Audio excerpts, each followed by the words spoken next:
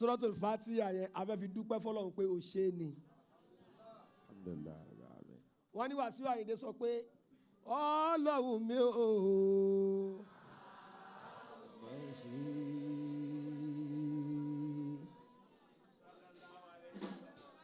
Ó ní Ọlọ́run mi ò aláwo ṣe bẹ̀rù bá dúpẹ́ òré àná àgbà òun.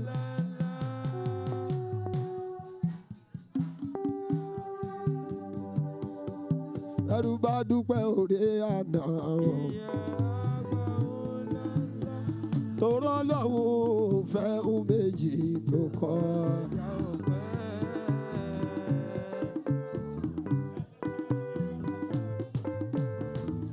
Mo rọwọ́ iṣẹ́ Ọlọ́run.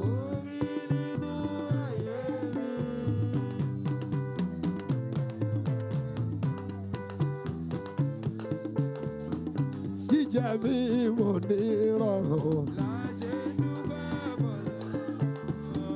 Nínà líro ní rọrùn. Ẹni bá mọ̀ rẹ̀ Ọlọ́run. Ẹni bá mọ̀ rẹ̀ Ọlọ́run. Ẹni kò náwó sókè kó dúpẹ́ o.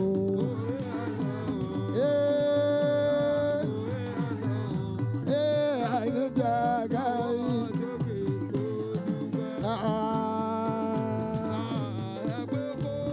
Àwọn sókè kó dúpẹ́. Ẹ sọ pé ṣòfò àdàlà.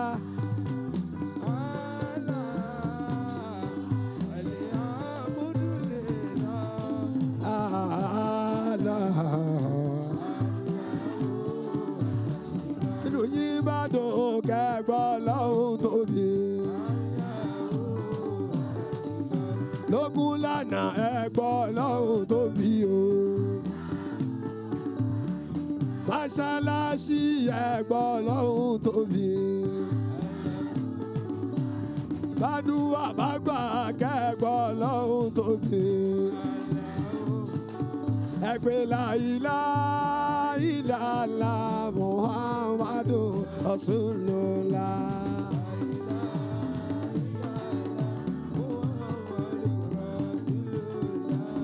La ilaha illallah Muhammadu Rasulullah.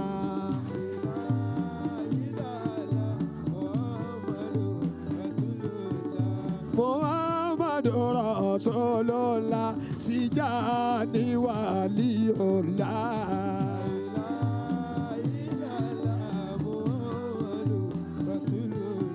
Ẹgbẹ́ la ilaha illallah orí mi ò ní burú. Ojú mi ò ní fọ́. Etí mi ò ní dì.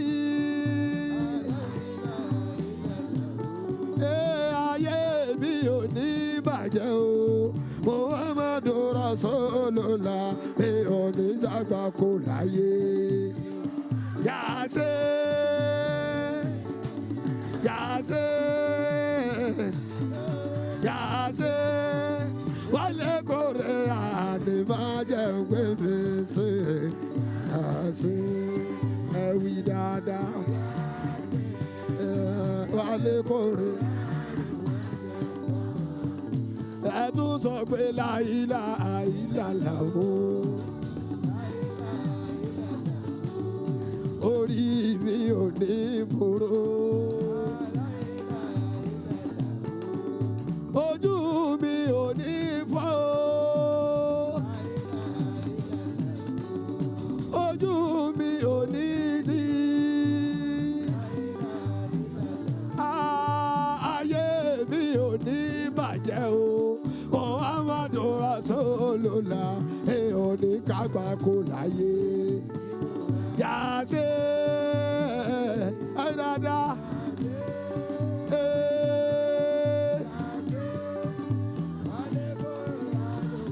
ayé ọ̀gá ṣe lórí ọyọ lórí ẹyẹ mọ́sálásí lókun lànà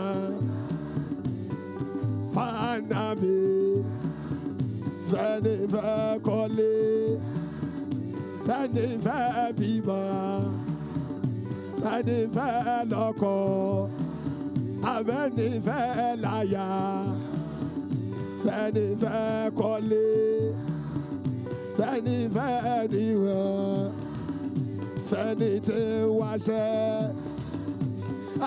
àwí dáadáa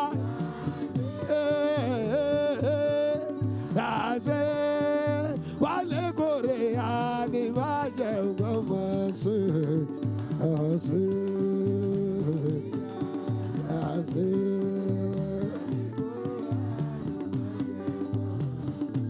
Ẹ tún sọ pé láyìlá àyìnlá o. Orí mi ò ní burú o. Ojú mi ò ní fọ́ o.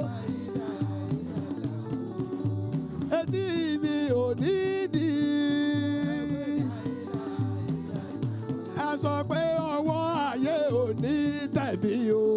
Muhammadu Rasulullah ò ní ṣàwátì láyé tí mo yà ṣe.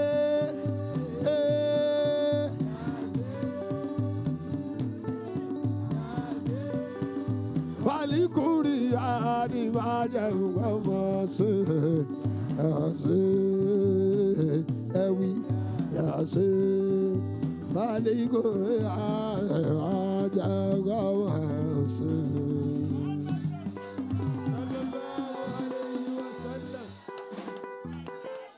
Bá a ti ń jókòó yẹn àníjókòó bànújẹ́ ẹ̀yà tẹ́wọ́ báyìí. Sallallahu alayhi wa sallam. Ẹ tẹ́wọ́ torí Ọlọ́run. Fatiha tí mo ní a máa kà lẹ́ẹ̀kan. A máa ka Fatiha yẹn ń sìn. A kàn fi dúpẹ́ f'Ọlọ́run ni. Níbi tá a wà yìí kò gbà wá ní àwa la ní. Bàbá máìkì ò ṣiṣẹ́ o eléyìí wọ́n ti yọ wáyà iṣẹ́ dé báyọ̀. Bàbá náà ló gbà wá èrò ló pọ̀.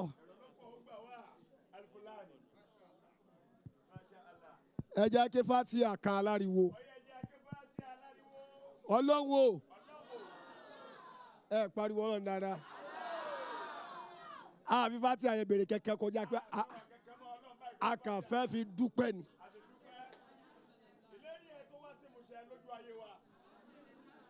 Bàbá ti ké tán gbogbo tí wọn náà fẹ́ dúpẹ́ lé lórí àṣẹ Ọlọ́run á jẹ́ kó wá sí ìmúṣẹ. Ó yá jẹ́ kí Fatiha yẹn bismillahir rahmanir rahim.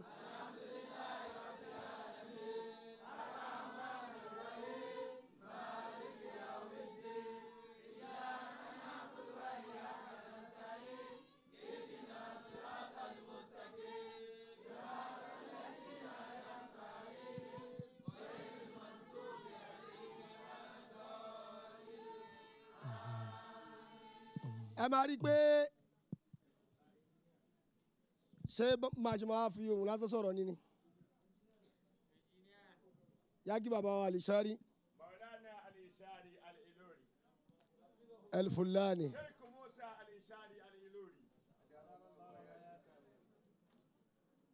Àwọn alátọ̀nà Solatuz Zatiyah ni ẹ. Àwọn alátọ̀nà Solatuz Zatiyah àti orúkọ tó ń jẹ́ nìyẹn o. Al-Ilori. Àwọn tí wọ́n fún wa ń torchlight tiẹ̀ ni ẹ. Lọ́dún tí mo ta ṣàkọ́kọ́ rẹ̀ tí bàbá Al-Shari wá á ní ṣéwù wọ́n ní náà mo ní Ọlọ́run ti ṣàánú yín tẹ́lẹ̀tẹ́lẹ̀ o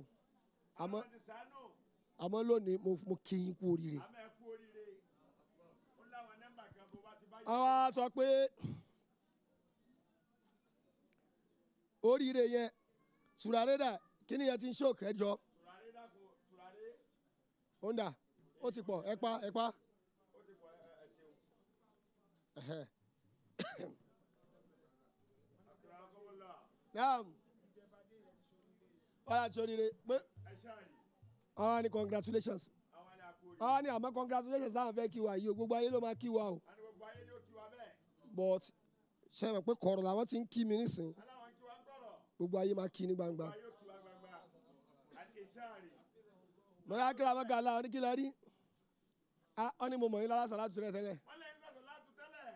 àmọ́ bá sàlátù mi Zatiyah àmọ́ bá a sàlátù ó ní sọ̀látù Zatiyah. mo wá rí pé òun lẹ ṣe lọ́dún yìí àwọn àrípa ṣe lọ́dún yìí. mo sì rí iye nọ́mbà tẹ̀ ṣe àwọn àríyé nọ́mbà tá a ṣe. nọ́mbà kan sì ń bẹ ìsìnmíkà wà líyù ni wọ́n pè é Ìsúmúkà wàlíyù. ó ń bẹ bẹ́ẹ̀ yẹn bá tẹ tọ́tù Zatiyah tó bá ti débẹ̀ Zatiyah tó bá wọ ìsúmúkà wàlíyù. àwọn màláíkà máa rẹ́jì sí bọ́jẹ̀ tiẹ̀ ó ti gbéra lónìí ó lọ yòówù ànábì ó lọ fà. wọ́n ní fílímù láìlẹ̀ àlá wọ́n ní níbi tọ́lọ̀ jíjọ́ lọ. ẹni bá ṣe àdàdí yẹn ẹni tó bá ṣe ìsúmúkà wàlíyù. wọ́n ní yukitabu ismuhu fi asmail awliya yìí ó lọ sọ ọ́ di wòlíì Ọlọ́run níbi bẹ̀ ni gbogbo orun tó bá ṣe yóò lọ di wòlíì lókè. wọ́n ní mo ti wá rí pé nọ́mbà yẹn ti kọjá nọ́mbà yẹn ti wá kọjá báyìí ẹ ti gba ìjáza. wọ́n ní ìjáza Ijazatul kubra min al-azal. àwọn aláwọ̀ ni wálé ni bàbá wa al-Ishari al-Ilori al-Sani ọ̀kì. bàbá wa ń bẹ báyìí nǹkan àdúgbò gẹ́gẹ́ ni. ọlọ́njà rí wọn pẹ́ Sani ọ̀kì akí afáwa alhariri al-Hariri. o ṣeun àwọn yẹn máa wo pé torí onínúlé yìí ni afáàrírí ibi ìlàfà àrírí wà. láti jẹ ta ìjẹrin láti bẹ̀rẹ̀ àrí afáàrírí báwo ló ṣe wá jẹ́ al-Hariri. kí ló ṣẹlẹ̀ afáàrírí ò sí nílé àbọ̀ sílé. níjọ́ tí kò dẹ̀ ti mọ̀ pé òun ò ní sí nílé ọlọ́run ló mọ iye ìjọ́ tá a fi ń ṣe mítìn lórí pé báwo la ṣe máa ṣe báyìí èwo ni ká sún bẹ̀ bàbá èwo ni ká fà sẹ́yìn ká fà wájú mo wá ní àfáwà àrírí ẹ máa lọ ìjọ Jímọ̀ lẹ́lẹ́ẹ̀dẹ̀ tó bá dé níjọ́ Zatiyah ẹ ṣẹ̀ṣẹ̀ máa bọ̀ ẹsẹ̀ máa bọ̀. ṣẹ́ẹ̀dẹ̀ ráwọn náà al-Hariri. mo ń bọ̀ lórí ọ̀rọ̀ wọn mo sọ ní ọdún tó lọ torí àwọn náà lè má sí nínú Zatiyah báyìí mo ní tábàwà àrírí ṣe lọ́dún yìí kò sẹ́ni tó ṣe irú ẹ̀ o bàbá ní kò sẹ́ni tó ṣe. ẹ̀ sì rí tọ́lọ́wọ́ sí fáwọn náà ẹ wà ní tọ́lọ̀ ó ṣe lọ́ba àrírí. lẹ́yìn ìgbà yẹn sallallahu alaihi wasallam. àbáwá àlẹ́ àrírí lọ́dún yìí àṣẹ Ismail ẹ ṣeun ahlan wa sahlan wa ahlan wa sahlan wa marhaban ẹ ṣeun, Àfáà ẹ ṣeun, Àrírí. marhaban marhaban ẹ ṣeun ẹ ṣeun ẹ jókòó ẹ jẹ́ kí wọ́n jókòó sí ibẹ̀ náà ẹ jẹ́ wọ́n jókòó sáwọn àtúnyìnbó marhaban abakamaru ẹ ṣeun barakallahu fi ẹ má bínú bíbá yìí fún ni àbí àdẹ kò fún ó fọ ní apọ ni. kò fẹ́ kò fún èrò pọ̀ ni èrò pọ̀ ni. ọ̀kadà wọn ló sọ bẹ́ẹ̀. wàlá èrò pọ̀ ni téèyàn bá gbarú bí n sóru lédè ah ó ti ná gbogbo ayé kí ló ń sọ yìí kàn gbá bẹ kó fẹ́ tajà. Allahu Akbar. na God nàgọ́ọ̀dù tilẹ̀kùn. kò sẹ́ni tó máa fẹ́ wọlé tó sẹ́ni tó máa dénú ọgbà yìí tí ò ní fẹ́ máa bọ̀ wá sí òkè torí pé ó máa rò ó pé àwọn tí a fẹ́ rí wa náà ni àdẹ kọ́rọ̀ wọlé ànábì kojú tó tóbi jù ẹ̀ lọ. bàbá wa rí fáyìn mo kí yín ọlọ́run bá kí yín ọmọ àrà Arifai. Zakiru Yusuf ọmọ ara asakiru tó ń gun fẹ́nsà. ara asakiru tó ń gun fẹ́nsà. mo jáṣẹ́ ẹ̀ lánàá baba odò ẹ̀. mo ní tá a fi parí mọ́ṣáláṣí yìí Wallahi. ọmọ àrà ìkẹ́mọ̀délé ni